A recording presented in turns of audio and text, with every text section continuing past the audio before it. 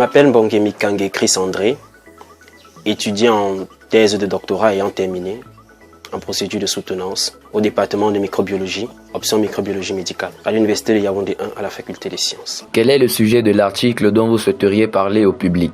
L'article qui me tient à cœur est un article qui traite de l'étude de quelques biomarqueurs de l'immunosénescence permettant de prédire la survenue de l'immunosénescence chez les personnes nées HIV positif, de mères séropositifs, ayant une charge virale indétectable, suivies au centre hospitalier universitaire de Yaoundé. Cet article a été publié en 2024 dans ISAR, Journal of Medical and Pharmaceutical Science. Qu'est-ce que l'immunosénescence? L'immunosénescence est un état d'altération du système immunitaire associé à l'âge. La plupart du temps, dans les documents, on parle de vieillissement du système immunitaire associé à l'âge. En fait, le phénomène se produit chez les personnes âgées, mais il a été observé chez des personnes plus jeunes. Quel est le problème auquel s'intéresse votre article?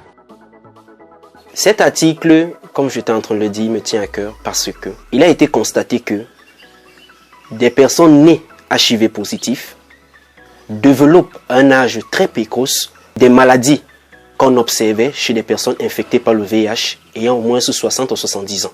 En plus de cela, dans notre contexte, pour suivre un patient infecté par le HIV, selon la nouvelle politique Test and Treat, toute personne diagnostiquée par le HIV doit automatiquement être mise sous traitement. Mais, lorsque la personne est mise sous traitement, on fait uniquement un suivi de la charge virale après 1 an et tous les autres paramètres biologiques habituellement recherchés sont exclus. Pourriez-vous nous présenter quelques résultats de vos recherches dans cet article? Lorsque nous avons développé cette thématique, nous nous sommes rendus compte qu'il existait 2 pans dans l'immunosénescence qu'il fallait explorer. L'axe de l'activation cellulaire et l'axe de l'inflammation chronique. Pour ce faire, nous avons dû quantifier au niveau cellulaire la plupart des cellules habituellement impliquées dans la défense contre le HIV. Et au niveau de la réaction inflammatoire, nous avons quantifié des molécules telles que des cytokines qui sont des messagers de la réponse immunitaire pour voir quelle est l'importance. Étant donné que nous avons eu un grand nombre de marqueurs qu'on appelle habituellement biomarqueurs lorsqu'ils sont associés au vivant, il était donc question pour nous de proposer aux médecins les biomarqueurs jugés pertinents pour pouvoir exprimer l'immunosénescence de manière précoce afin de prévenir. Car dans notre contexte, on ne fait pas une médecine préventive ou prédictive. On ne fait qu'un suivi. Pour ce faire, nous avons eu recours à des outils d'évaluation médicale. Parmi ces outils, nous avons utilisé une technique qu'on appelle l'ACP, analyse en composantes principales.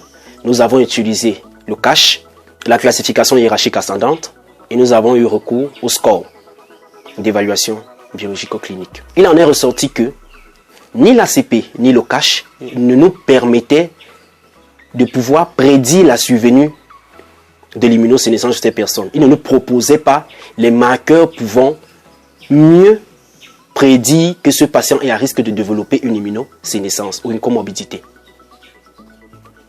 En utilisant donc un score d'analyse biologique qu'on appelle le Z-score, qui est une première dans notre contexte, nous avons pu recenser 5 biomarqueurs. 3 biomarqueurs associés à l'activation cellulaire qui étaient le taux de leucocytes, le taux de lymphocytes TCD4 et le taux de plaquettes sanguines.